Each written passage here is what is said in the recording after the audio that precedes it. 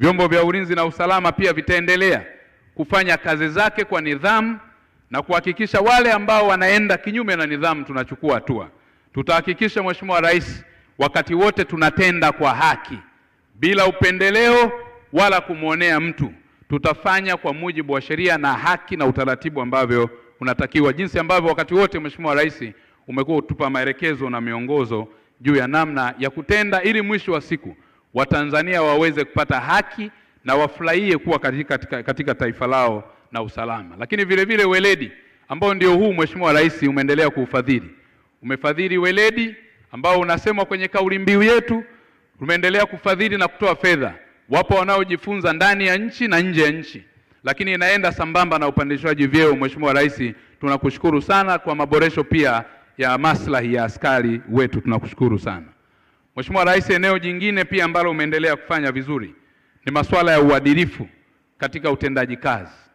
Unatambua zipo hatua mbalimbali ambazo zimechukuliwa dhidi ya askari ambao walienda kinyume na utaratibu, lakini tushukuru kwamba wengi wanafata misingi na viapo vyao katika utendaji wa kazi.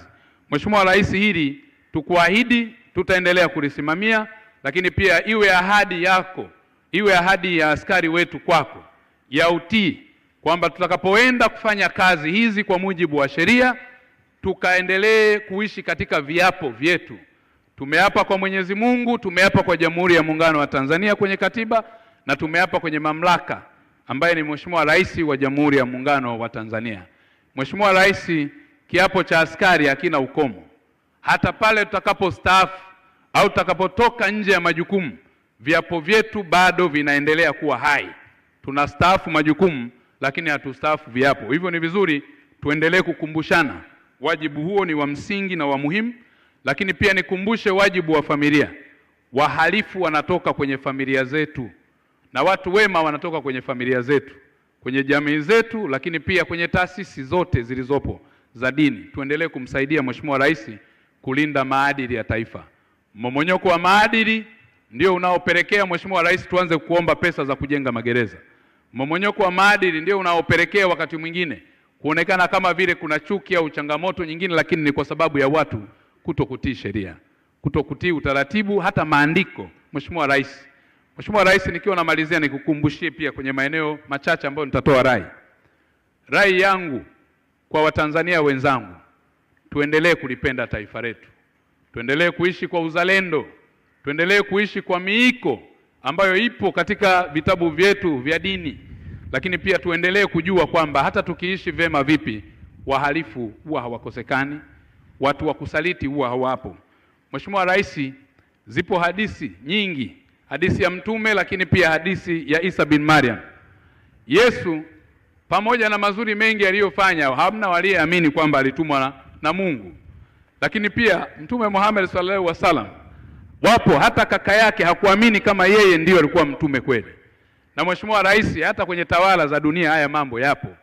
Kuna nchi moja ilikuwa na kiongozi ambaye alitoa karibia kila kitu na kilielezwa na kilionyeshwa, lakini wakati huo Mheshimiwa Rais, hata pale walivyoonyeshwa wapo watu ambao hawakuamini. Kwa kama kipindi cha Isa bin Maryam, Mheshimiwa Rais, chapa kazi, songa mbele, Mungu yuko na wewe, na mvua iliyotaka kunyesha ni kielelezo cha mfalme anayekubarika. Usukumani tunaamini hivyo, mimi sijui Zanzibar ikoje Mheshimiwa Rais. Lakini pia Usukumani ipo kitu kinaitwa, tunaita sisi nduru, zinaitwa choroko hizi Mheshimiwa Rais. Hata upike kwa moto wa gesi ya blue, moto ule blue flame, ipo choroko moja haitaiva Mheshimiwa Rais, ipo na watu wapo hivyo hivyo. Kwa hiyo usiumie Mheshimiwa Rais inapotokea kuna mtu anafanana na choroko. Usiumie Mheshimiwa Rais kama wakati wa Yesu mwana wa Mungu aliteua 12 lakini wakatokea wasaliti wawili. Mmoja akamkana, aliitwa Petro, na mwingine Yuda Iskarioti alimsaliti. Kwa hiyo hata wapo pia ambao tunaweza tukawa wasaliti kwako na wapo wa kukukana. Usiwe na wasiwasi kwa sababu mpango wako mpewa hapokonyeki Mheshimiwa Rais. Songa mbele. Vyombo vya ulinzi na usalama tuko pamoja na wewe kwa sababu tunataka maslahi ya wananchi yasimamiwe, haki, ulinzi na usalama uwepo, amani na utulivu kwa taifa letu uendelee kuwepo. Sheria tunazijua na taratibu tunazijua. wanaopindisha tutakutana nao kwenye nyanja mbalimbali. Asante Mheshimiwa Rais. Kasako Media, tunaangazia maisha, tunaandika kesho.